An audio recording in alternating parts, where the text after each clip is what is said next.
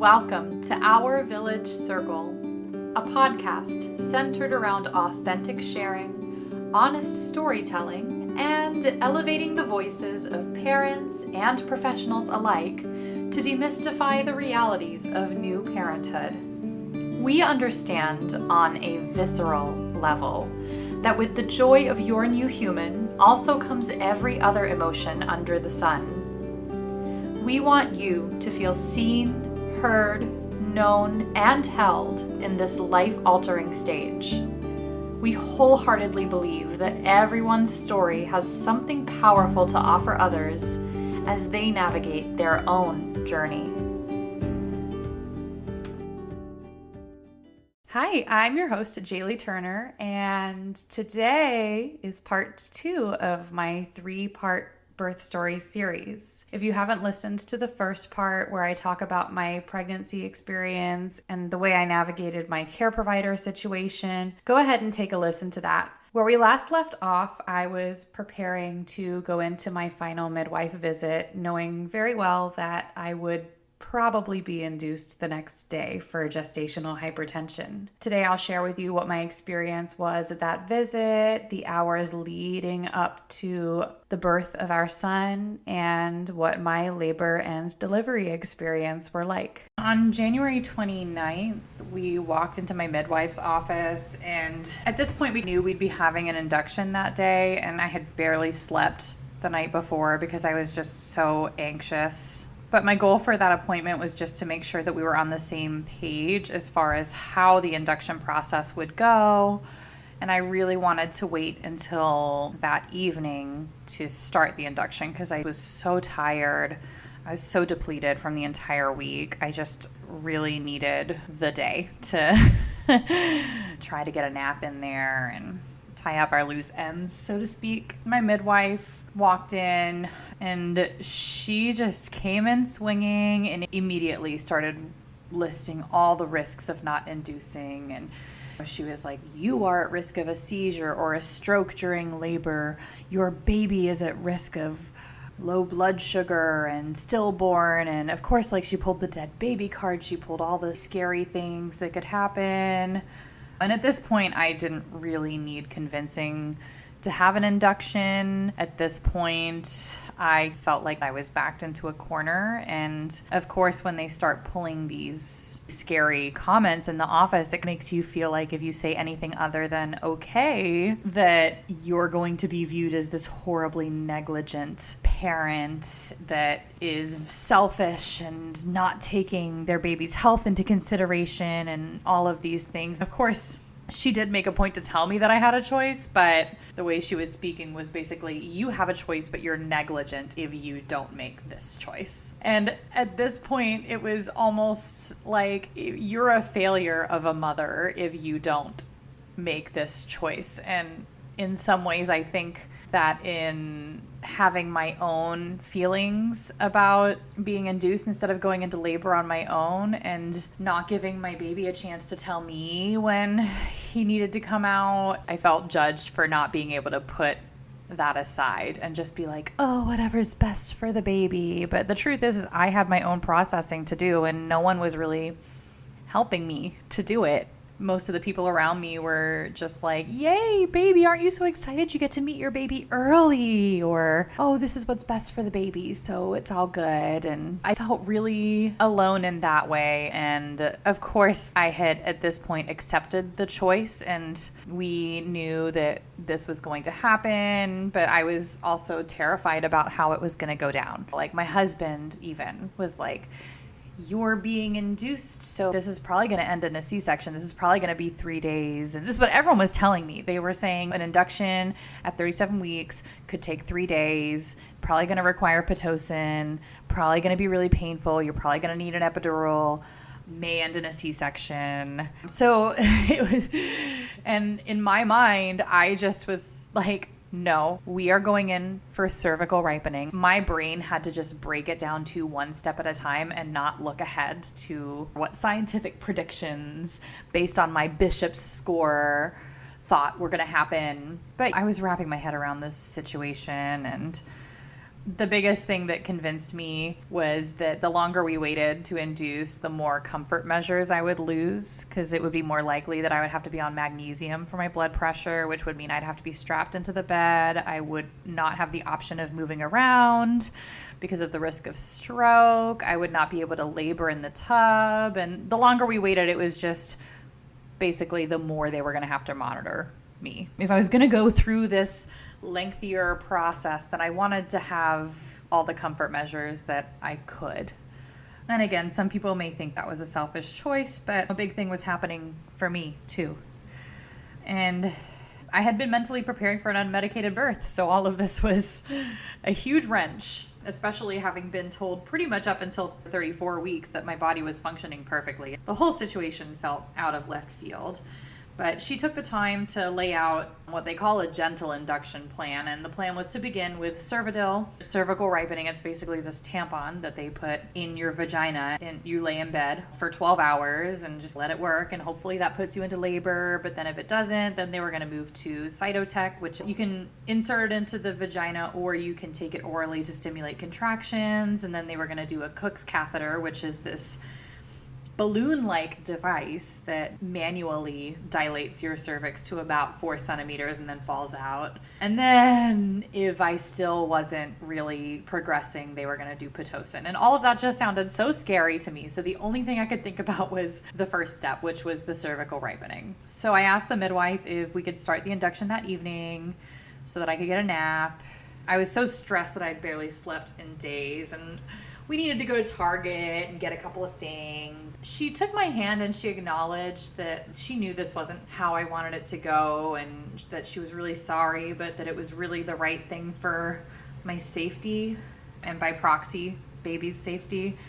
And she just told me to keep my eye on the prize. And to be honest, I was still processing what was happening, and I didn't feel as though I could just focus on the fact that I'd have a baby soon in that particular moment. I think I was just so clouded by everything that was going on. And I think that there is this cultural expectation of women once they become pregnant to suddenly become these martyrs and to make their own feelings completely irrelevant. And it's unfortunate because we're still people. And I felt really disappointed that the birth was not going to go the way that I had hoped. And I also felt really guilty for not being able to just readily accept that and be like, okay, whatever it takes to keep me and baby safe. That was just really hard for me to accept. And I felt a lot of guilt. I felt a lot of shame over not being able to just be grateful and happy and excited that I'd be meeting my baby soon. And especially since that was the narrative that I was receiving from the people around me, it really did make it tougher. So, that shame, I have to be honest, more than the actual feelings themselves, ate at me long after my son was born. So after this midwife visit, we went to Target to get a couple of last minute things. We needed a going home outfit for the baby. We were expecting him to be a bit small, so we got some preemie baby clothes and just a couple of other baby necessities with some gift cards that we had gotten at our baby shower and some snacks for labor. And even walking around Target was so exhausting, and I just felt so tired, so sick. And when we were checking out, the woman at the cash register asked me when I was due. And considering that I knew I was going to be having my baby that night, I didn't really know what to say because it was still like 3 weeks before my due date. But I knew I was having this baby. So I didn't say anything. And my husband just said, any day now. And she didn't even bat an eye. And that moment was the moment that I knew my pregnancy was done with a capital D. So we came home and I laid down to rest. I don't think I actually napped. I think I just laid down. But I wanted to conserve my energy for whatever was about to happen. And we packed a hospital bag, and we were told to expect this induction to take days because my cervix was not dilated at all. I was like 50% effaced. Baby was still high. So we were told to bring things to do and things to eat while we were just moseying around for 3 days waiting for me to go into labor. So we packed a Nintendo Switch and books and all these things to do.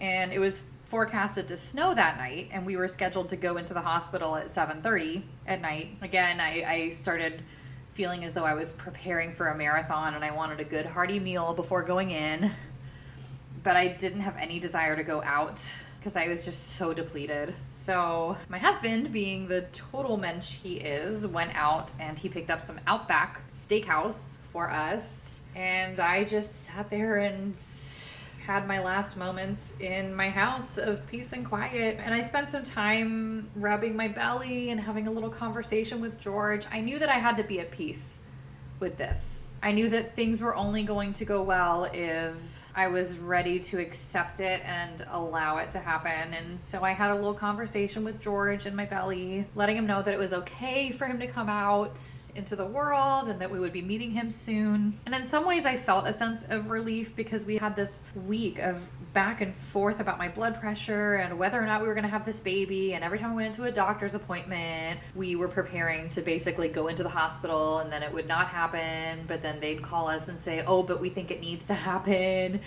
But this time we knew that the next time we left our house, we would be coming home with a baby. And there was just something different about that. There was something final about it. And there were definitely some upsides. Like, I knew I wouldn't have to labor in the car on the way to the hospital.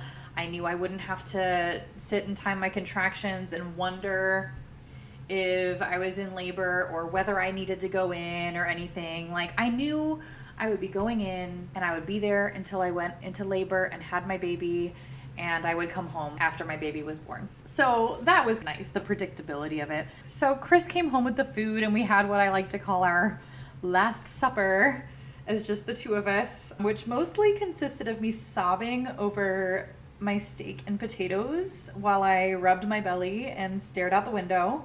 The house wasn't as clean as I wanted it to be. We had just had our baby shower the week before, and so all of our baby stuff was still in boxes in our living room, and I just didn't have the energy to do anything else. And it was time to go. So that night it began snowing as we were eating dinner, and we were just waiting around for 7:30 to arrive. And so we just decided to drive to the hospital early. The anticipation was killing us at this point, and we didn't want to crash on the way to the hospital. So we decided to play it safe and get to the hospital before the snow got too bad. We said goodbye to our kittens and our house, and we knew that the next time we walked in that door, we would be a family of 3. And it was the most bizarre thing to walk out our front door knowing that. But I'll never forget how beautiful that drive was. There was barely anyone on the road, which in Northern Virginia is a miracle in itself. And it was such a pretty snow. It was like the perfect light, airy, fluffy kind that stays dry when you step in it. And it was sitting perfectly on the trees.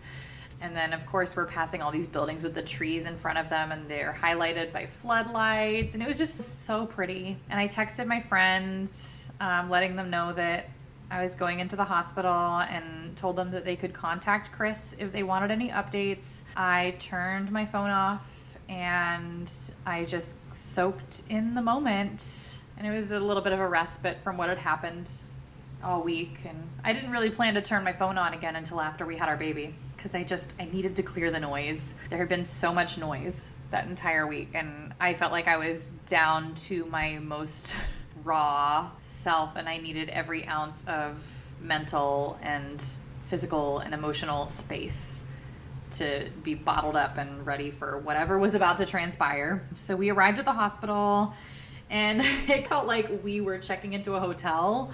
We had been in and out of that hospital the entire week, and the staff kind of knew us by that point, and they were antsy because they had not had a single baby at that hospital in 10 days. So we buzzed in, and they were expecting us, and they were ready. They greeted us with a smile. They showed us to our room, and they let us get comfortable. The rooms at this particular hospital were beautiful. It was a natural birth suite in a hospital. It had a whirlpool tub. It was really spacious, lots of natural light, just really well set up environmentally. I didn't really feel that sticky hospital gross smell vibe that many people do. Eventually our midwife came in to check me, and it was a little weird because she would just say, "I'm going to check you," rather than asking my permission. And being checked was not the most comfortable thing for me. And I still to this day don't know whether it was because she was just a rough checker or if I don't tolerate being checked very well. Regardless, she checked me, and it was the second time that day, my second time ever being checked. And I was 50% effaced. I was not dilated at all. And baby was station -1, so a little high. And she told me to rest up as this induction process would probably take a few days based on the state of my cervix. And they inserted the cervidil, again, which is that little tampon thing that just sits in your hoo-ha all night.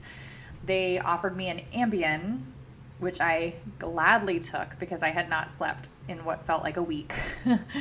It was more than that because I just didn't sleep this pregnancy. But I passed out at 9 p.m. and I felt bad for Chris because he had to sleep on this pull-out couch and he didn't get an Ambien. But I also knew I'd be more uncomfortable than him in the coming days, so I only felt half bad. But that Ambien was everything. It was the best night of sleep I'd had my entire pregnancy. I fell asleep at 9 p.m.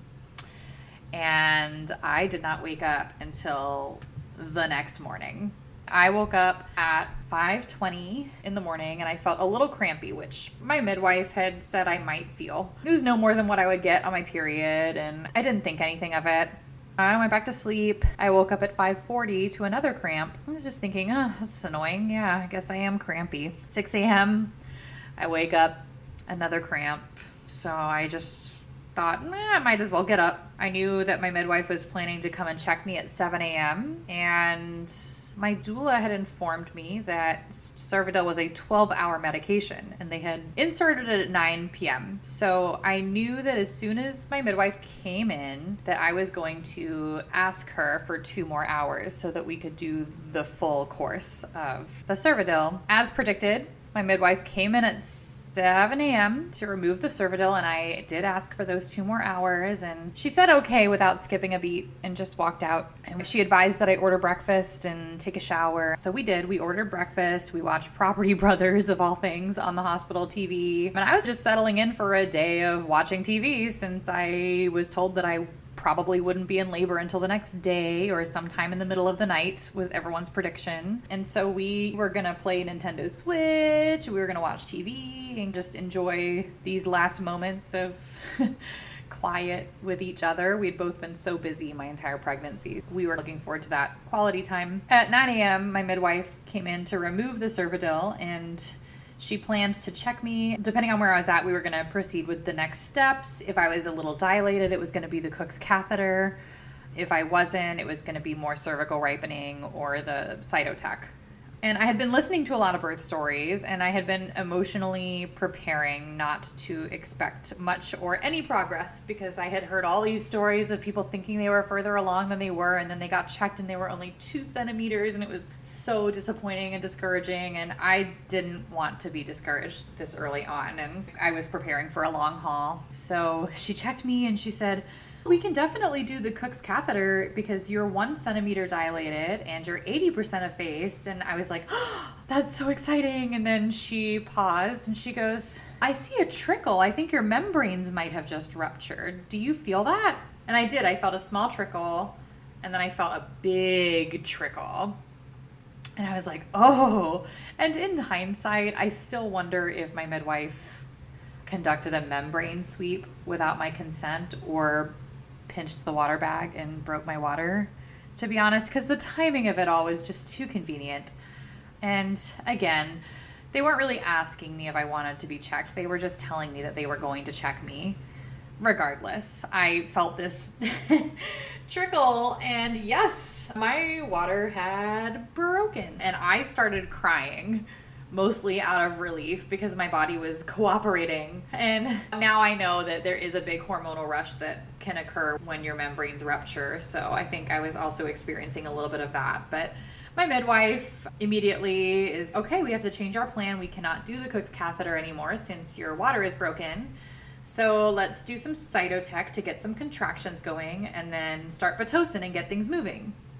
Now I recommend finishing your breakfast and taking a shower. And to me, it just felt like she was so antsy to medically manage my labor right from the get-go. Like, my water had broken and she wasn't even gonna wait until we saw if anything was going on before adding more medication into the mix. And I wanted to give my body a shot to see if it was gonna do anything on its own. So after the nurse gave me the adult diaper to wear and all the water just kept coming like it does, all the medical staff left, and I talked to my husband and I was like, I think I'm just gonna ask for a little time to see if my body does anything on its own, because something just happened. My water just broke. Maybe I won't need medicine. I don't know. So I took a shower, but it wasn't really a shower. It was more like me standing in the shower and there was warm water running on my low back because, oh man, that feels good. And so does shifting my weight from foot to foot. And I'm sitting there like, maybe this means I'll be in labor by tonight. Still completely oblivious. So I tried to finish my breakfast after my shower. But at this point, I wasn't really in the mood for eating anymore. I had opted for no IV fluids and just a hep block. So I was allowed to eat and drink. And I had a wireless monitor on my belly, so I was also allowed to move around.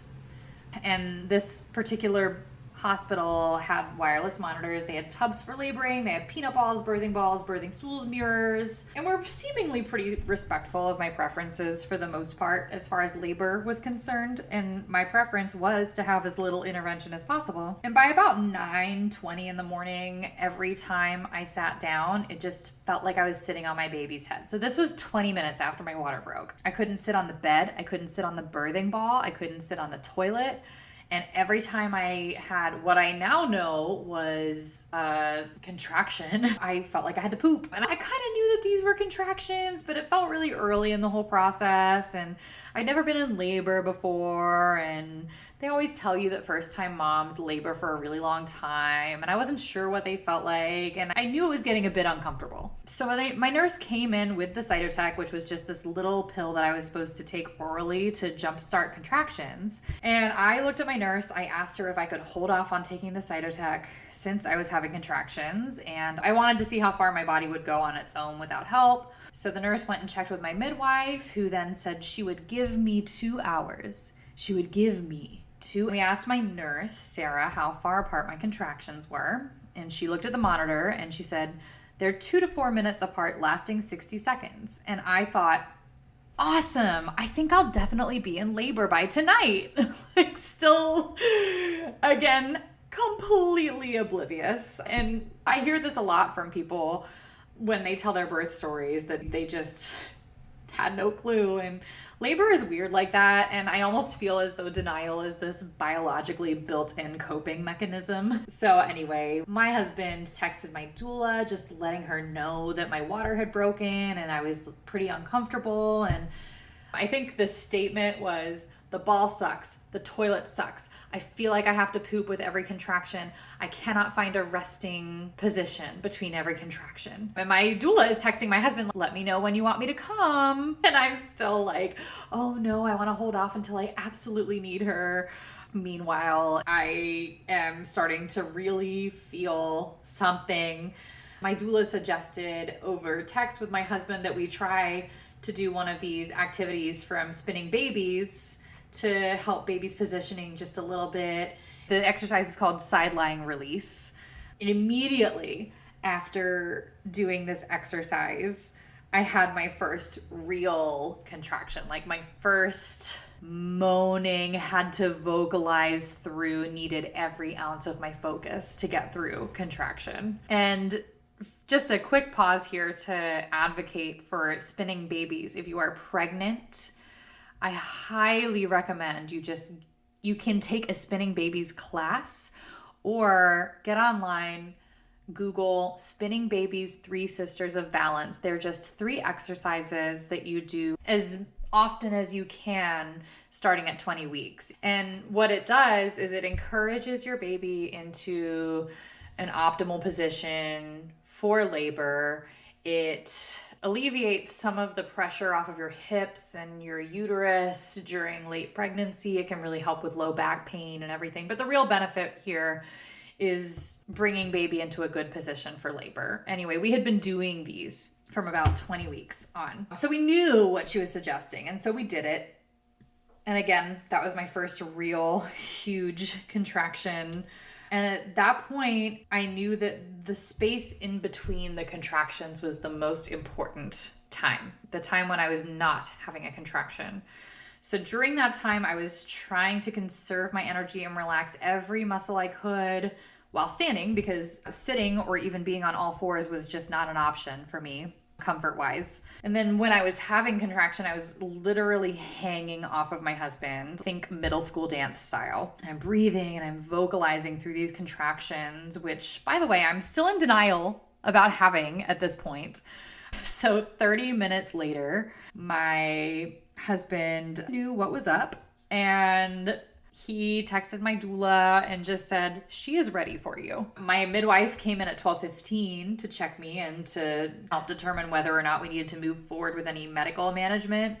And oh my gosh, I will never forget being checked during labor was so awful and painful. And to be honest, I didn't really think of most of my labor as painful. It was so much intensity, but I didn't really consider it painful. But what I did consider painful was when they inserted the cervidil, removed the cervidil, and every time I had to be checked. It was so awful. So she came to check me, and I had really curbed my expectations. I, again, didn't want to feel like I was further along than I was and be disappointed. And she looked at me when she checked me and she said, you have willed yourself into labor. You are 4 centimeters and you are 100% effaced, and we do not need cytotech. And I was thrilled. And so since I was officially in active labor and still officially in denial about it, the nurses started to get the tub ready for me. And again, I didn't think this was going to be an option for me until tomorrow. So I was so happy about that. And then I got in the tub, and I had this hope that once I got in the tub that it would just feel so good, because a lot of women do claim that hydrotherapy or being in a tub is just so wonderful for coping with labor, but I couldn't sit and I couldn't lay down comfortably, so I had to kneel in the tub. And I was so heavy, and the extra weight was just exhausting on my legs and knees. And earlier that week, I'd pulled a muscle in my left thigh, so it actually wasn't that comfortable. And in hindsight, my baby was also posterior, so I had back labor almost the entire time. And I stayed in the tub, but it wasn't because it felt good. It was just because nothing felt good and I didn't want to move. I was coping by vocalizing through my contractions. And in my mind, I was just repeating these mantras of accept every sensation. Don't resist any sensation. Say yes to everything. But that was coming out as me just saying yes. And so I would have these contractions, and then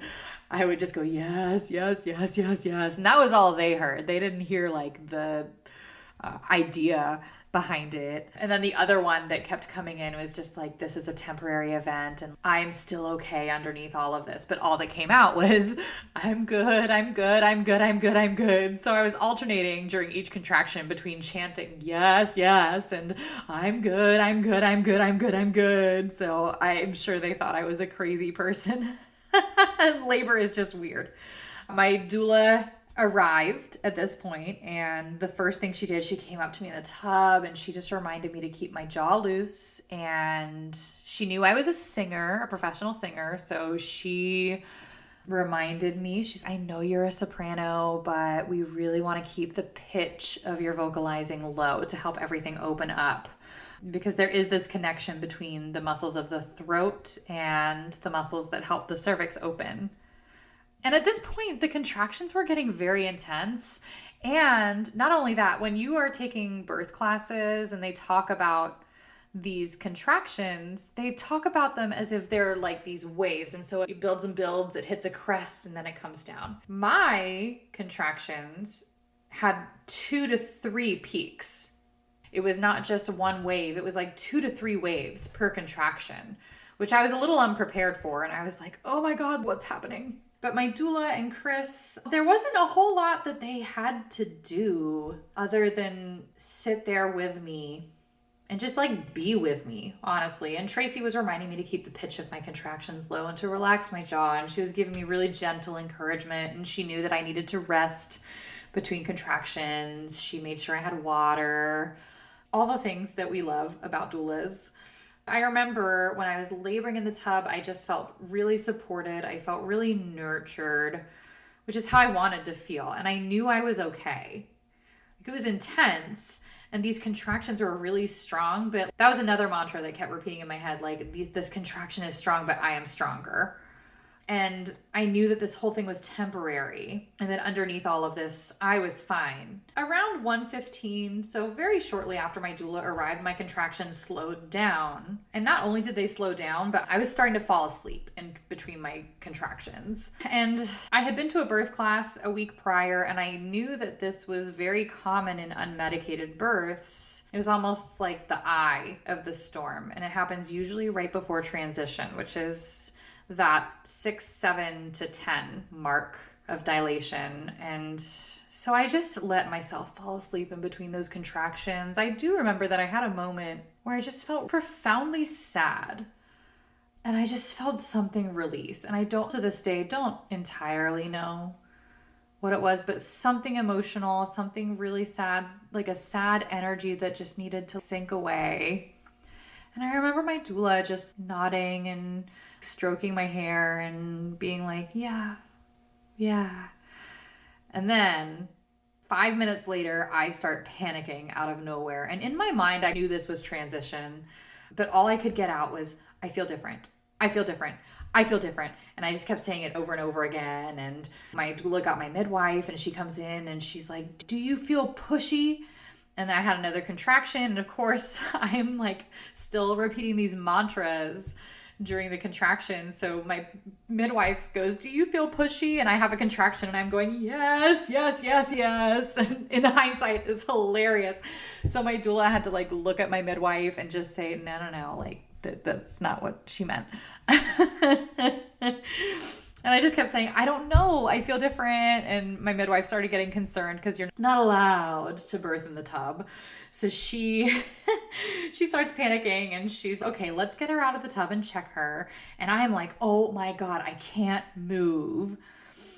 And what followed was the slowest, most dramatic, most painful walk of my life from the tub to the bed. And it can't have been more than like 15 feet, but oh man, I needed 4 people to help me out of that tub. And the step stool was wobbly and I was so heavy, and they walked me across the room, and I'm having back-to-back contractions at this point. And my eyes were shut almost the entire time I was in labor. I couldn't see a damn thing. And so all I could hear as I'm walking across the room is this clink, clink, clink, clink, clink of medical instruments and like rustling of paper and nurses coming in and out of the room. So they're preparing for a baby to come out of me. And I'm still in denial. I begged them not to check me. I was like, please, no, don't check me. I don't want to be checked. Please, it's so painful. And they told me, we have to check you, which in hindsight, bullshit. Sorry, that's not true. You do not have to consent to anyone putting their hands inside your vagina at any time in your life ever. You can say no. But that's besides the point. At the time, I didn't really know that. And they checked me, and it was horrifically painful. Like, it was horrible. So it's 1:30 p.m. I'm 8 centimeters dilated. And that was when I was like, holy shit, I'm in labor. That was the moment that I knew I was in labor, was when I was 8 centimeters. And I just, I had remembered this conversation with one of my best friends who also had an unmedicated birth. And she had told me that those last 2 centimeters were the absolute worst. And I think that actually stayed in my mind. It might have been the reason that coping became more difficult, because it was like, oh, this is the hardest part. I had no idea what time it was. I had actually had my husband cover the clock pretty early on so that I wouldn't be staring at it the whole time. Baby was still pretty high in my pelvis at this point, and my midwife suggested that I lay with a peanut ball in between my legs to help him come down, but I could not even fathom the idea of laying down at this point. I had to stay upright anything other than staying upright was so uncomfortable.